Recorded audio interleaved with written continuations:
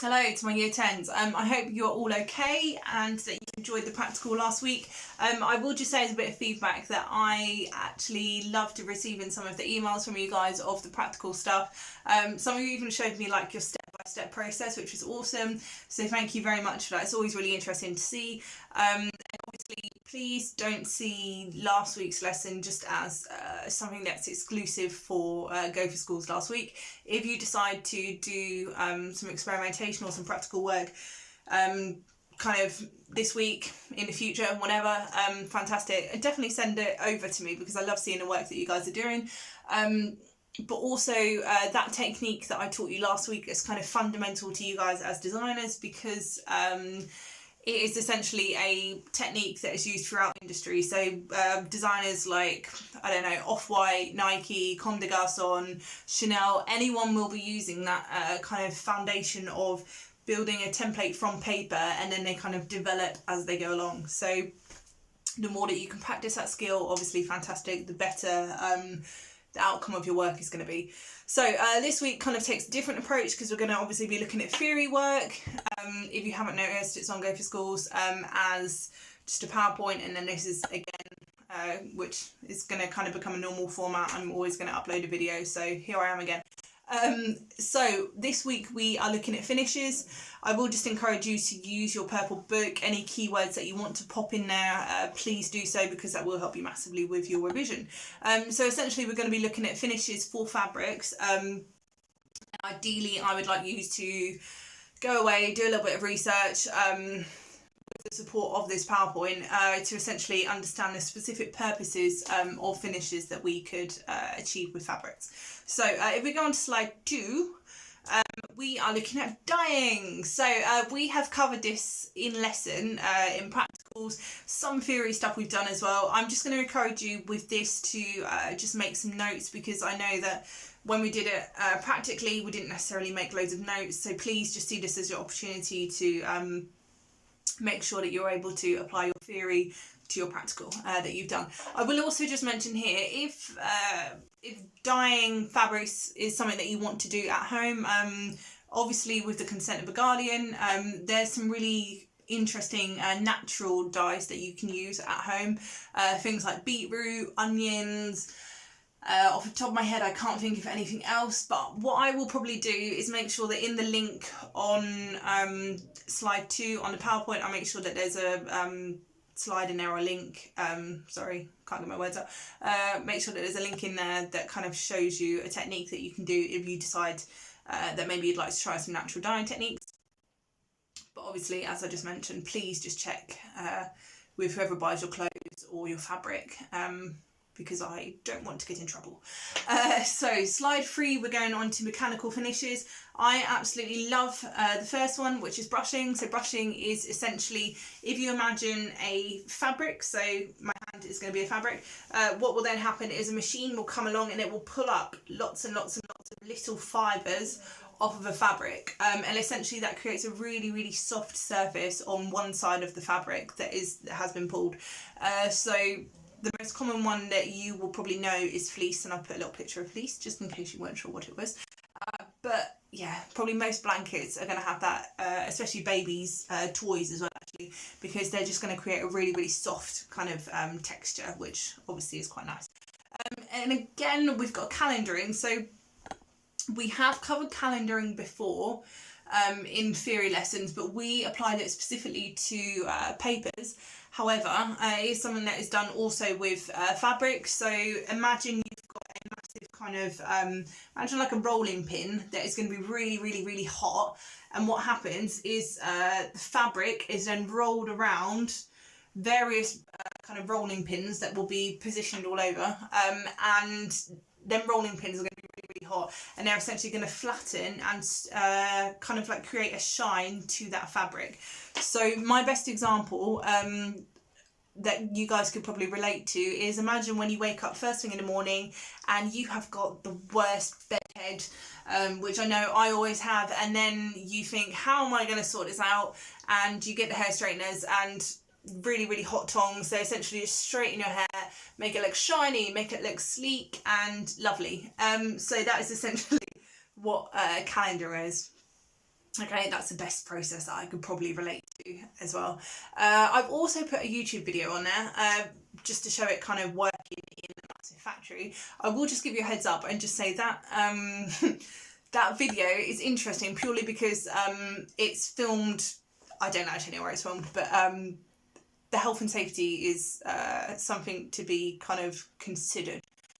So just bear in mind, if you normally go to a factory, it won't look like that. Just with people walking around in flip-flops and no kind of protective equipment on. However, it is interesting. So let's go on to slide 4 because I'm kind of digressing. Chemical finishes, I'm only going to cover 2 here because I'm aware that this is quite a wordy video, but also this slide in particular is there's quite a lot of content on there. So if there is anything that you're unsure of, please can you just make sure you research it. Or I would also suggest actually not or and please can you just make sure that you're writing down these keywords in your purple books. Again, it's going to be really helpful when you come to revision. So the first one that we're going to have is crease resistant. So something that I have told you guys before is that if you have an iron and you add some water, so steam, water, then it is going to essentially get rid of the creases a lot quicker on your fabric, purely because moisture kind of creates a certain density to the fabrics. But this is also a chemical finish, which has now kind of become really popular and trendy, just purely because it means that if you were to buy a product which has a crease resistant finish, it means you don't have to worry about ironing it. So it's kind of, well, it's mostly seen nowadays in shirts. So if you go to Marks and Spencer's, if you go to Next, if you go to H&M, anywhere, you can probably get a crease resistant top. Like I said, it just means that you essentially don't have to worry about ironing.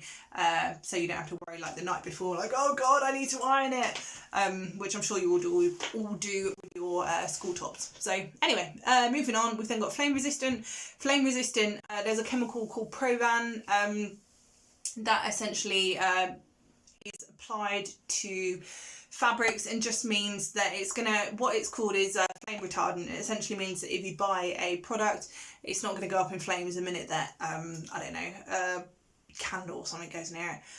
So yeah, you will probably become familiar with that kind of logo that's on that picture. If you look online, it's especially at furniture, that will be featured on everything. It's actually a legal requirement for selling fabrics for that to kind of be featured on there. So yeah, anyway, moving on, we've got slide 5, which is probably my favourite thing because it's all about denim and I absolutely love denim. So we've got biological finishes. So, and I actually learnt something today, which I found really interesting, and I don't know what I thought it was before, but yeah. Every day's a school day.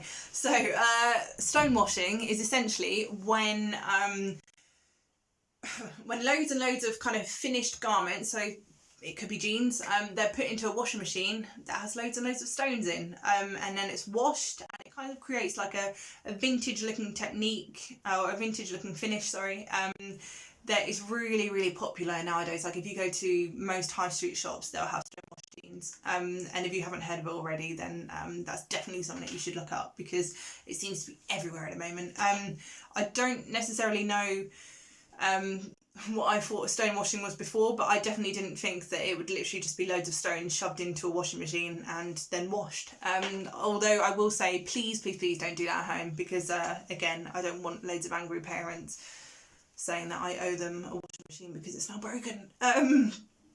Something that is quite interesting is the picture on the right is some people that are preparing stonewashed distressed jeans. So distressed and stonewashed kind of go hand in hand because they create like the vintage finish which everyone seems to want, but kind of like an ethical issue which is really common and seems to just keep coming up in articles I read, is that essentially when you are distressing fabric, you're pulling away loads and loads of fibres from fabric, and essentially the employees are then inhaling them fibres, which if you'll notice they're actually wearing masks.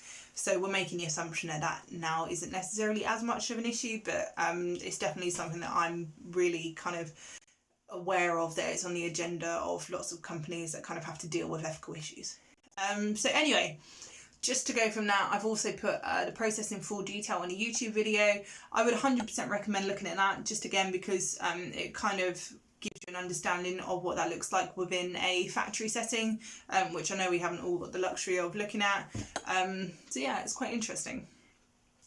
Then we've got 6, actually this is probably my favourite thing, smart finishes. So smart finishes is essentially the more technical modern fabrics which are truly awesome. So we've got Thermochromic, which you will definitely be familiar with. I will actually just interrupt my train of thought and just say please make sure that you're writing this down as well. Thermochromic is essentially the most familiar one that you will or the one that you will be most familiar with is when you have a mug and then you add boiling hot water, so say you're making a cup of tea, the mug will then either change colour or maybe a picture will appear. That is essentially created with a ink which is applied to the outside of the mug, which then reacts with heat. Another one that you'll probably be familiar with is the mood rings that you probably had when you were like 10, 9, maybe you've even got them now, I don't know. I know I always used to find it quite interesting because I would always be blue or something, and then I would wash my hands under hot water and it would go red and I'd be like, it must mean I'm angry. Obviously it didn't mean that, but anyway. So that's another kind of one that you might be familiar with. So moving on, we've then got photochromic, which is when you have a normal lens and you then go out in the sunlight and it will then change a different colour. So if you go to Specsavers or actually probably anywhere. This video isn't sponsored by Specsavers, so I don't know why I mentioned Specsavers. Any video, any shop, and you'll be able to get photochromic glasses. Essentially it just kind of saves time. It means that you don't have to walk around with 2 different glasses. Yeah, it's quite interesting. So then the last one, micro encapsulation, which is always a bit hard to say for me anyway, is essentially you have your fabric, and with your fabric you then have these small microfibers which are going to be scented, and they are put they're kind of embedded within the fabric. So the best example I could give you is if you go to Tesco at the moment and you go and buy some tissues, you can sometimes get the tissues that are either lavender flavoured or mint, or not flavoured, lavender scented or mint scented.